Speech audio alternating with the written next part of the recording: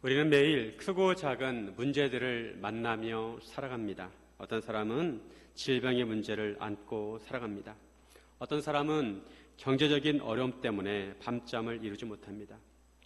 어떤 사람은 자녀 문제, 인간관계 문제, 미래에 대한 불안과 두려움 속에서 살아갑니다. 문제가 생기면 우리는 자연스럽게 답을 찾습니다. 병이 생기면 좋은 의사를 찾고, 경제적인 어려움이 생기면 돈을 마련할 방법을 찾고, 관계가 어려우면 사람을 찾아 조언을 구합니다. 요즘은 사람들이 문제가 있으면 유튜브나 또 챗 GPT, 제미나이, 클로드 AI를 찾습니다. 물론 이런 것들도 하나님께 주시는 귀한 방법일 수 있습니다. 그러나 문제는 무엇을 의지하느냐입니다. 세상은 늘 다른 답을 제시합니다. 돈이 답이라고 하고, 실력과 인맥이 답이라고 합니다. 권력이 답이라고 합니다. 그래서 사람들은 더 많은 것을 가지려고 애쓰고 더 강해지려고 노력합니다. 그런데 성경은 전혀 다른 이야기를 합니다. 성경에서는 모든 문제의 해답이 하나님께 있다고 합니다. 오늘 말씀을 통해서 우리가 인생의 문제를 대할 때 어떤 믿음을 가져야 하는지 함께 나누기를 원합니다. 첫째, 하나님께서 승리의 답이십니다. 인간 사회는 경쟁 사회입니다. 그래서 서로 승리하려고 많은 노력을 합니다. 경쟁이나 전쟁에서 승리하려고 여러 전략을 짭니다. 아무래도 더 많이 노력한 사람이 승리할 확률이 높습니다. 하지만 궁극적으로 승리는 하나님께 있습니다. 하나님께서 승리의 답이십니다.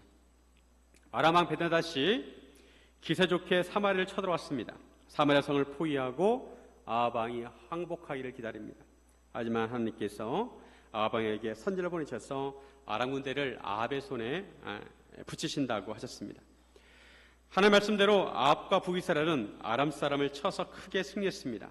아합 왕은 처음에 베나닷의 사신들을 보냈을 때 항복하려고 했습니다. 그런데 하나님께서 참 하나님이신 것을 보이시기 위해서 열세인 북이스라엘로 하여금 승리하게 하셨습니다. 전쟁에서는 전술 전략이 중요합니다. 어떤 전술 전략으로 싸우냐에 따라서 전쟁의 승패가 갈립니다. 선지의 말대로 아람 왕은 다시 북이스라엘을 쳐들어오려고 전쟁 준비를 합니다. 아람 사람들은 첫 번째 전쟁의 패배의 원인을 이스라엘의 신 때문이라고 파악을 했습니다. 우리가 왜 전쟁에 졌는가? 그것은 바로 이스라엘의 신 여호와인데, 여호와가 산의 신이라는 것입니다. 이것은 옳은 분석입니다. 고대에는 전쟁을 신들의 전쟁이라고 여겼습니다. 하지만 아람 사람의 신개념은 잘못되었습니다. 23절 같이 한번 읽습니다. 아람 왕의 신하들이 왕께 아뢰되 그들의 신은 산의 신이므로 그들이 우리보다 강하였거니와 우리가 만일 평지에서 그들과 싸우면 반드시 그들보다 강할지라. 우리가 처음에 싸울 때는 산에서 싸웠기 때문에 졌다는 것입니다. 이스라엘 신이 산의 신이기 때문에 졌다는 것입니다. 그런데 하지만 이제 전쟁을 산이 아니라 평지에서 하면 우리가 이길 것이다, 이렇게 생각한 것입니다. 그러면 우리가 반드시 강하고 이길 것이다. 아람 사람들은 이스라엘 하나님 즉 여호와를 산의 신으로 여겼습니다. 가나안 땅은 산악지대가 많습니다. 그리고 이스라엘 백성이 가나안 땅을 정복할 때 산에 있는 성읍들은 정복을 했는데 평지에 있는 가나안민들은 쫓아내지 못했습니다. 왜냐하면 그들이 철병거를 가지고 있었기 때문입니다. 사사기 1장 19절에 보면 여호와께서 유다와 함께 계셨으므로 그가 산지 주민을 쫓아내었으나 골짜기의 주민들은 철병거가 있으므로 그들을 쫓아내지 못하였으매. 전쟁에서는 기동이 중요합니다. 철병거는 오늘날 전차와 같습니다. 기동성이 좋고 튼튼합니다. 하지만 산에 있는 가나안 민족들은 쫓아냈습니다. 이 철병거 때문에 하지만 평지에 있는 가나안 민족들은 쫓아내지 못했습니다. 이것을 근거로 아람 사람들은 이스라엘 하나님은 산의 신이라 여긴 것입니다. 하지만 그들은 잘못 생각했습니다. 여호와를 산의 신으로만 생각한 것입니다. 그래서 그들은 평지에 싸우면 그들이 이길 것이라고 했습니다. 그들은 많은 말들과 병거를 가지고 있었습니다. 그래서 아람 사람들은 전쟁의 장소를 아벡으로 정합니다. 아벡. 성경에 아벡이라는 장소가 많이 나오는데 오늘 본문에 나오는 아벡은 아마도 갈릴리 호수 동쪽에 있는 골란 고원으로 추정이 됩니다.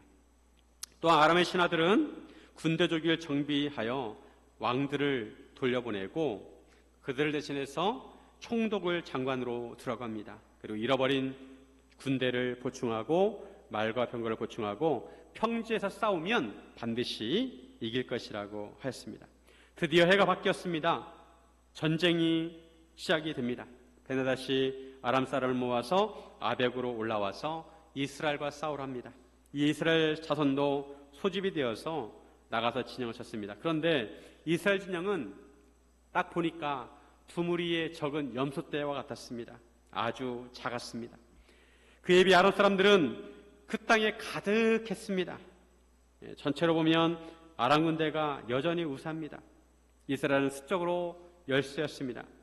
그런데 그때 하나님의 사람이 이스라엘 왕에게 여호와의 말씀을 전합니다. 28절에 그때 하나님의 사람이 이스라엘 왕에게 나와 말하여 이르되 여호와 말씀에 아람 사람이 말하기를 여호와는 산의 신이요 골짜기의 신은 아니라 하는도다. 그러므로 내가 이 큰 군대를 다 내 손에 넘기리니 너희는 내가 여호와인 줄을 알리라 하셨나이다 하니라. 여호와의 말씀이 하나님께서 아람의 그 큰 군대를 다 아합의 손에 넘기신다는 거예요. 왜냐하면 아람 사람들이 하나님을 여길 때 하나님은 산의 신으로만 여겼기 때문입니다. 그러면서 골짜기 신은 아니라고 했다는 것입니다. 이 하나님께서 그들의 잘못된 하나님에 대한 개념을 바로잡아 주시겠다는 것입니다. 이를 통해 여호와께서 참 하나님이신 것을 알라는 것입니다.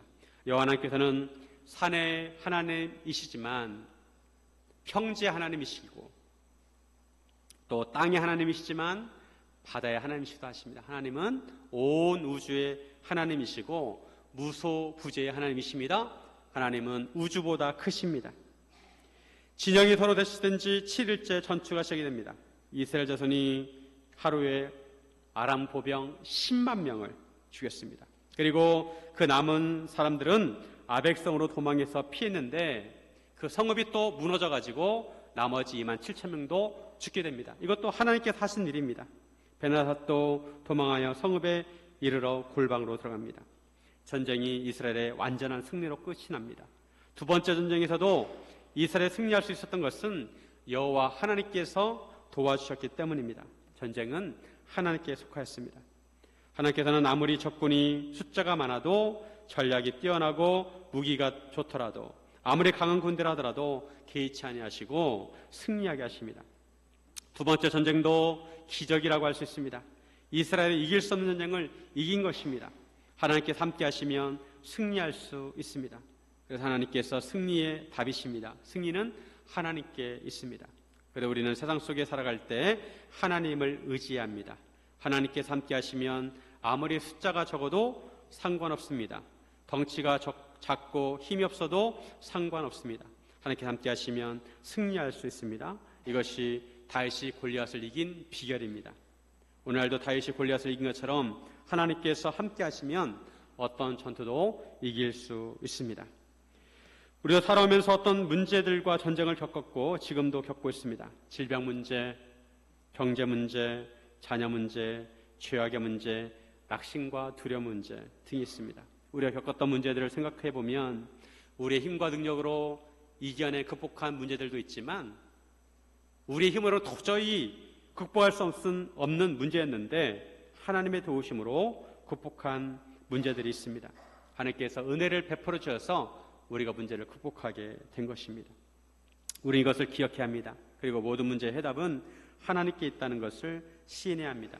하나님께서 함께 하시면 우리보다 큰 문제도 우리보다 강한 상대도 능히 이길 수 있습니다. 그래서 우리는 문제를 바라보고 낙심하지 말고 하나님을 바라보며 기도해야 합니다. 하나님을 더 의지해야 합니다. 여호와 하나님께서 유일하신 하나님이심을 인정해야 합니다. 세상은 말합니다. 더 강해져야 이긴다. 그러나 하나님께서 말씀하십니다. 내가 함께하면 이긴다.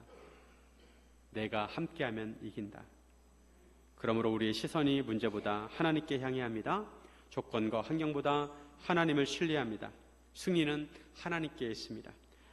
사랑하는 여러분, 승리의 답이 하나님께 있음을 믿으시기를 주님의 이름으로 축원드립니다. 둘째, 하나님의 말씀이 판단의 해답입니다. 우리는 선택의 상황에서 나름대로 생각하고 판단을 내립니다. 우리가 판단할 때 우리는 나의 기준이 아니라 하나님의 말씀을 기준으로 삼아야 합니다. 그래야 하나님의 뜻대로 행할 수 있습니다. 아람 군대가 패배를 하고 베나닷이 궁지에 몰리게 되었습니다. 이런 상황에서 아람의 신하들이 또 머리를 맞대고 전략을 짭니다. 어떻게 하면 좋을까? 31절에 그의 신하들이 그에게 말하되 우리가 들은즉 이스라엘 집의 왕들은 인자한 왕이라 하니 만일 우리가 굵은 배로 허리를 동이고 테두리를 머리에 쓰고 이스라엘 왕에게로 나아가면 그가 혹시 왕의 생명을 살리리이다 하고, 이스라엘 왕들은 인자한 왕이라는 것입니다. 여기서 인자한 왕이라는 것은 그들이 언약을 잘 지킨다는 것이죠. 그러므로 만일 자기들이 굵은 배로 허리를 동이고 테두리를 머리에 쓰고 이스라엘 왕에게 나아가면 혹시 왕의 생명을 구해줄 수 있다는 것입니다. 굵은 배를 허리에 동인다는 것은 항복과 수치를 의미합니다. 그리고 테두리를 머리에 쓰는 것은 생사의 결정권이 상대방에게 있다는 것입니다. 요세푸스는 테두리를 머리에 쓴다는 것을 줄을 목에 매는 것으로 보아야 한다고 했습니다. 이것은 자기들의 생사가 아방에게 달렸다는 것입니다. 아람 왕의 신하들은 그들이 말한 대로 허리에는 굵은 배를 동이고 목에는 줄을 매고 아합에게 나아갔습니다. 그러면서 왕의 종 베나닷이 요청하기를 자기 생명을 제발 살려달라고 했다는 것입니다. 그러자 아합 왕은 그가 아직도 살아있느냐 놀라면서 그는 내 형제라라고 합니다. 아합 왕은 아람 왕 베나닷을 패전국의 왕으로 대하지 않고 자기의 형제로 대합니다. 즉 자기와 대등하게 대합니다. 아합 왕이 틈을 보이자 베나닷 신하들이 좋은 징조로 여기고 그 말을 얼른 받아 대답합니다. 베나닷은 왕의 형제입니다. 그러자 아합 왕이 그들에게 가서 베나닷을 데려오라고 합니다. 베나닷이 나오자 아합 왕이 그를 자기 병거에 올라타도록 합니다. 베나닷은 아합 왕에게 자기 아버지가 아합의 아버지로 빼앗은 성읍들을 모두 돌려준다고 하였습니다. 그리고 자기 아버지가 사마리아에 길을 만든 것처럼 아합 왕도 다메섹에 그를 위하여 거리를 만들려고 했습니다. 즉 경제 자유 거리를 만들려는 것입니다. 아합 왕은 이 제안을 좋게 받아들이고 이 조약으로 인해 베나닷을 놓아주게 됩니다. 이런 아합 왕의 태도는 하나님의 말씀이나 뜻을 고려하지 않고 자기 생각으로 판단한 것입니다. 28절에 보면 하나님께서 분명히 아합 군대를 다 아합 왕의 손에 넘기시겠다고 하셨습니다. 즉 아람의 군대에 대한 하나님의 말씀은 그들을 진멸하라는 것입니다. 그들은 여호와 하나님을 경외하지 않았습니다. 그에 대한 징벌로 하나님께서 아람 군대를 아합 왕에 붙이고 그들을 멸하게 하신 것입니다. 하나님의 말씀대로 한다면 아합 왕은 하나님을 알아보지 못한 경외하지 않은 아람 베나닷과 아람 군대를 진멸해야 합니다. 그런데 아합 왕은 베나닷이 제시한 조약이 마음에 들었습니다. 그리고 놓아줍니다. 외교적인 해결로 마무리를 했습니다. 우리는 매일 크고 작은 결정을 내려야 합니다. 그런데 그 결정의 기준이 내가 보기에 좋은가가 아니라 하나님이 말씀하신 것이 무엇인가이어야 합니다. 아합의 결정은 인간적으로 관대하고 실리적이었지만 하나님의 뜻을 묻지 않았다는 것이 문제였습니다. 이런 아합의 태도는 인간적으로 보면 별 문제가 없어 보입니다. 하지만 신학적인 관점으로 보면 아합의 태도는 너무도 잘못되었습니다. 그는 이스라엘 왕으로서 하나님의 뜻을 헤아리고 하나님의 말씀대로 해야 했습니다. 아합 왕은 이전부터 여호와 하나님을 높이거나 경외하지 않았습니다. 오히려 이방 신들을 섬김으로 하나님을 멸시했습니다. 하나님께 영광을 돌리지 않았습니다. 이런 아합의 신앙은 북이스라엘이 이세벨의 손에 놀아나도록 넘겨주었습니다. 엘리야는 이런 아합 왕을 가리켜서 이스라엘을 괴롭게 하는 자라고 합니다. 열왕기상 18장 18절에 보시면 그가 대답하되 내가 이스라엘을 괴롭게 한 것이 아니라 당신과 당신의 아버지의 집이 괴롭게 하였으니 이는 여호와의 명령을 버렸고 당신이 바알들을 따랐습니다. 아합이 잘못해서 이스라엘이 괴로움을 당한다는 것입니다. 괴롭게 하다는 히브리어는 아카르입니다. 아카르. 이 단어는 아간이 범죄했을 때 쓰인 단어입니다. 여호수아 7장 25절에 여호수아가 이르되 내가 어찌하여 우리를 괴롭게 하였느냐 여호와께서 오늘 너를 괴롭게 하시리라 하니 온 이스라엘이 그를 돌로 치고 물건들도 돌로 치고 불사르고. 하나님께서 가나안 땅 첫 성 여리고성을 정복할 때 뭐라고 말씀하셨냐면 그 성을 여리고성을 진멸하라. 즉 여리고성에 사는 사람이든 짐승이든 살아있는 것은 다 진멸하라고 하셨습니다. 그리고 그 성은 하나님의 것이니까 물건에는 절대 손을 대면 안 된다. 그런데 나중에 알고 보니까 아간이라는 사람이 황금덩어리를 숨겼어요. 좋은 물건을 숨겨두었습니다. 도둑질한 것입니다. 그래서 두 번째 성 아이성을 정복하러 갈 때 그 성이 작은 성이었지만 정복하지 못한 것입니다. 하나님께서는 이스라엘을 괴롭게 한 이 아간을 돌로 치고 돌무더기를 쌓으라고 하신 것입니다. 그것이 아골골짜기가 되었습니다. 아간의 죄악이 이스라엘을 괴롭게 한 것입니다. 이처럼 아합이 이스라엘을 괴롭게 하였다는 것입니다. 하나님께서 전쟁에 승리하게 하셨는데 마치 자기가 승리한 것처럼 자기 마음대로 변호사를 놓아주었습니다. 아합은 감상적인 온정을 베풀었습니다. 하지만 이것은 하나님의 말씀에 어긋난 것입니다. 아합이 하나님의 말씀대로 하지 않고 자기 생각대로 전쟁을 마무리한 것은 죄악입니다. 이로 인해 아합뿐만 아니라 이스라엘이 괴롭게 됩니다. 이러한 괴로움을 피하려면 죄를 멀리해야 합니다. 내 생각이 아니라 하나님 말씀대로 판단하고 결정해야 합니다. 우리가 어떤 일을 결정할 때 마음의 갈등이 일어납니다. 내 생각대로 할 것인가 아니면 하나님 말씀대로 할 것인가. 내 생각대로 하면 이익이 많을 텐데 하나님 말씀대로 하면 이익이 줄어들 텐데 하며 고민을 합니다. 내 욕심대로 할 것인가 아니면 성령님께서 주시는 마음대로 할 것인가. 직장에서는 정직하게 일할 것인가 아니면 조금 편법을 쓸 것인가. 사업을 할 때도 이익을 위해 양심을 타협할 것인가 아니면 그대로 할 것인가. 가정에서는 내 감정을 앞세울 것인가 아니면 말씀대로 사랑하고 용서할 것인가 결정합니다. 교회에서는 내 의견을 주장할 것인가 아니면 하나님의 뜻을 구할 것인가 결정합니다. 이런 결정을 할 때 이 정도는 괜찮을 거야 라고 생각하면서 자기 생각대로 결정을 합니다. 하지만 성도는 하나님의 생각을 물어야 합니다. 하나님께서 뭐라고 말씀하시는가? 성경에서 뭐라고 말씀하시는가? 이 질문이 믿음의 사람과 세상 사람들의 차이입니다. 아합은 외교적으로 성공한 것처럼 보였습니다.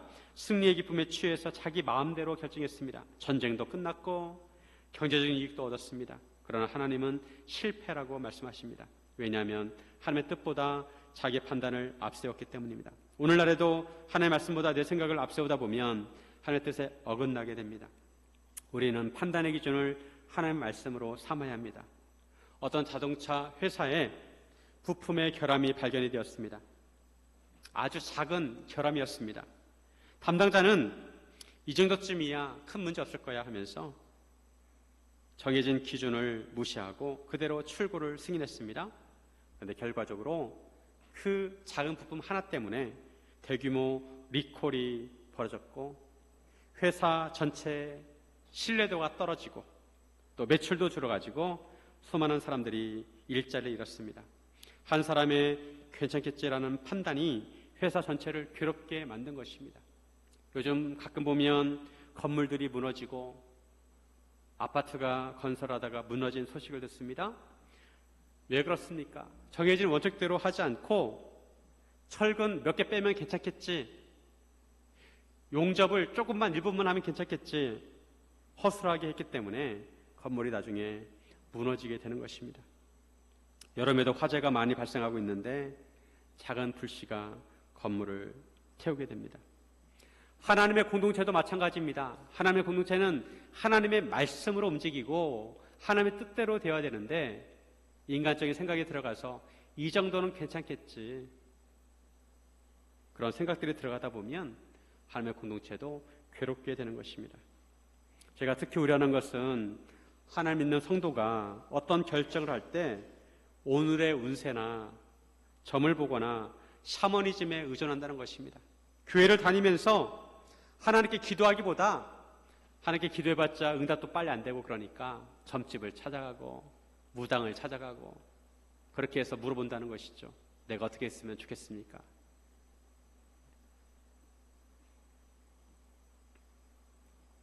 그런 것은 하나님을 욕되게 하는 것입니다. 우리는 살아도 주를 위하여 살고 죽어도 주를 위하여 죽어야 합니다. 사랑하는 여러분, 하나님의 말씀을 판단 기준으로 삼으시기를 주님의 이름으로 축원드립니다. 셋째, 순종이 생명의 답입니다.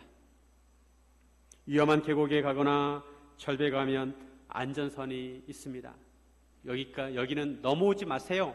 위험하니까 넘어오지 마세요. 그런데 사람들이 사진을 찍으려고 그 안전선을 넘어가서 사진을 찍다가 낭떠러지로 떨어지는 거죠.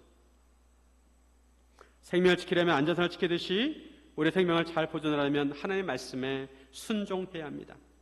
하나님의 말씀은 생명의 선입니다. 선지자 중에 무리 중 한 사람이 여호와의 말씀을 그의 친구에게 전합니다.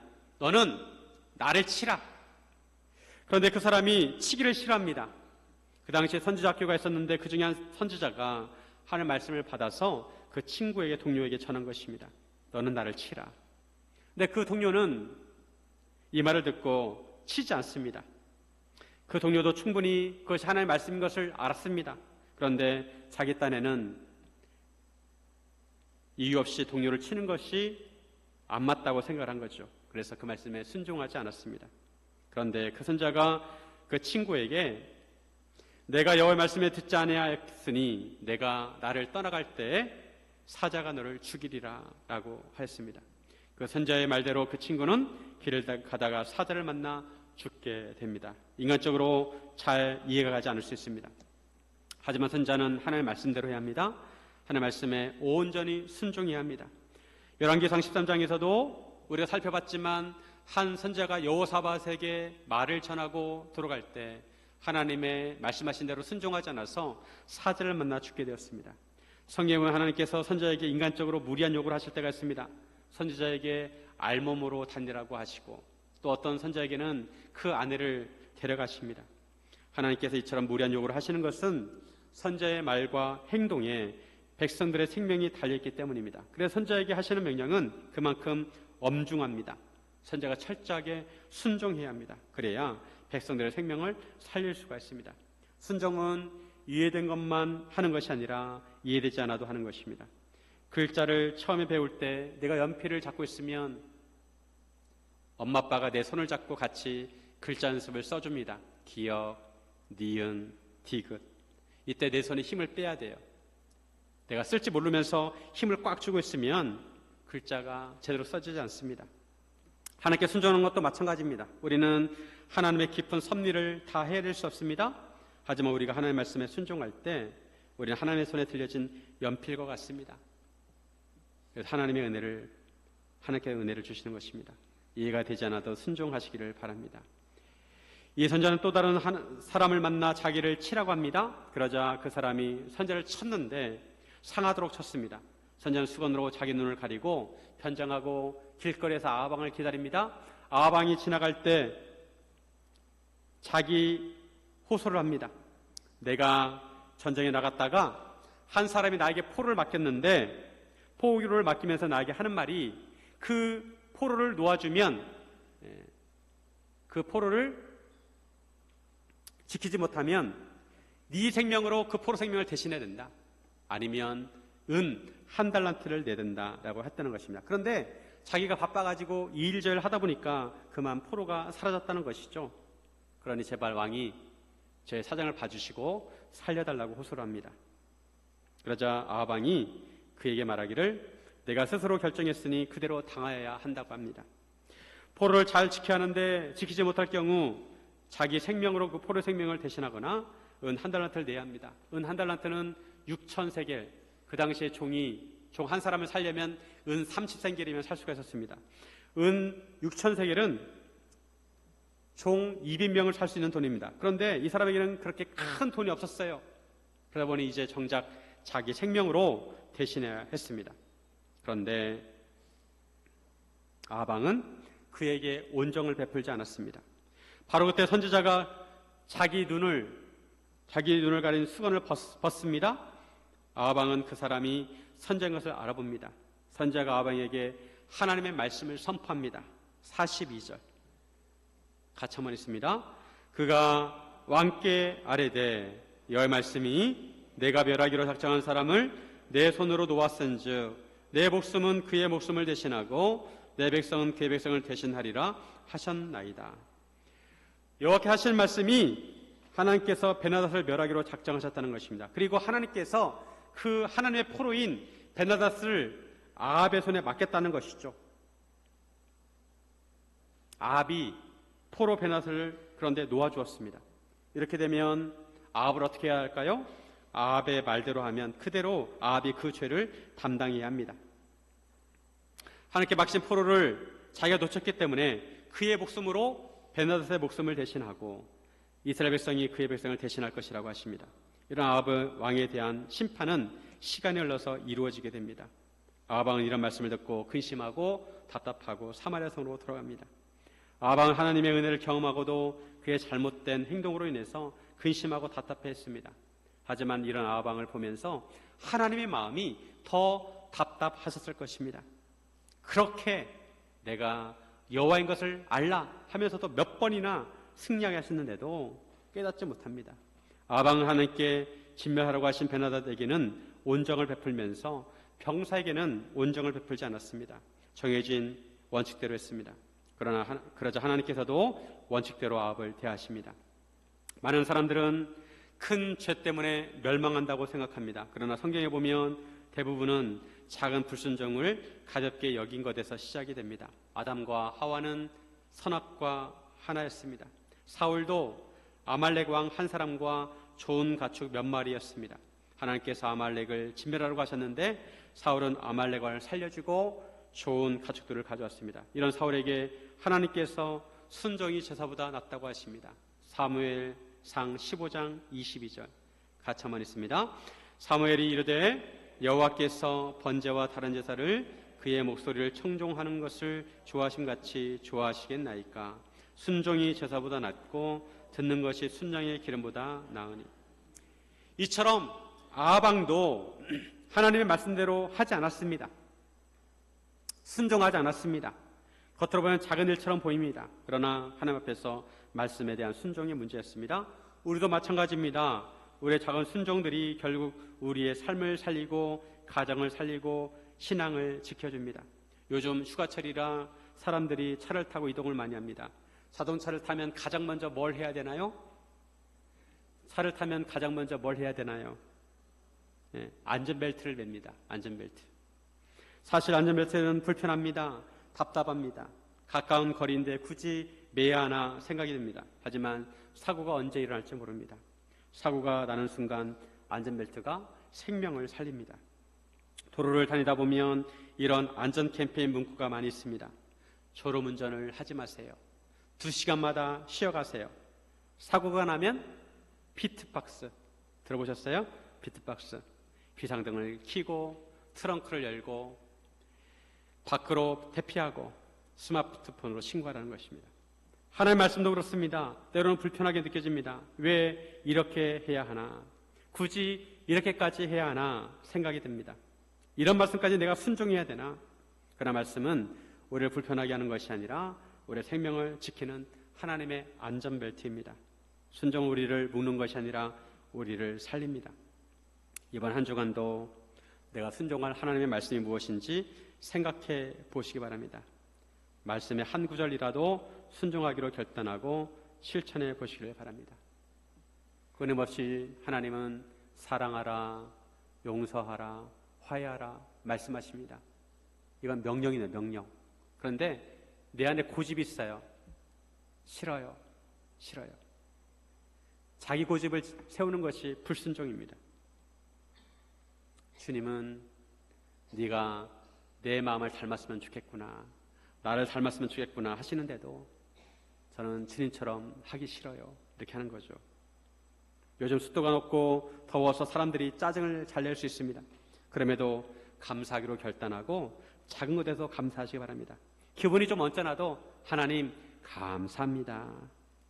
하나님 무조건 감사합니다. 그렇게 감사하면 감사한 일이 생길 줄로 믿습니다. 사람들에게 작은 행수라도 대접하고 친절하게 대하시기 바랍니다. 사랑하는 여러분, 오늘 말씀을 통해 하나님께서는 우리에게 분명한 진리를 가르쳐 주십니다. 아람은 군사력이 답이라고 생각했습니다. 아합은 정치력이 답이라고 생각했습니다. 하지만 하나님께서는 바로 내가 답이다, 바로 내가 답이라고 하십니다. 하나님께서 승리의 답이십니다. 우리의 싸움은 우리의 힘으로 이기는 것이 아닙니다. 하나님께서 함께 하실 때 승리하는 것입니다. 하나님의 말씀이 판단의 답입니다. 내 생각과 경험이 아니라 하나님의 말씀이 우리의 기준이 되어야 합니다. 순종이 생명의 답입니다. 말씀을 아는 것만으로는 충분하지 않습니다. 말씀대로 살아갈 때 생명의 길을 걷게 되는 것입니다. 사랑하는 여러분, 하나님께서 모든 인생의 해답이심을 믿으시기를 주님의 이름으로 축원드립니다.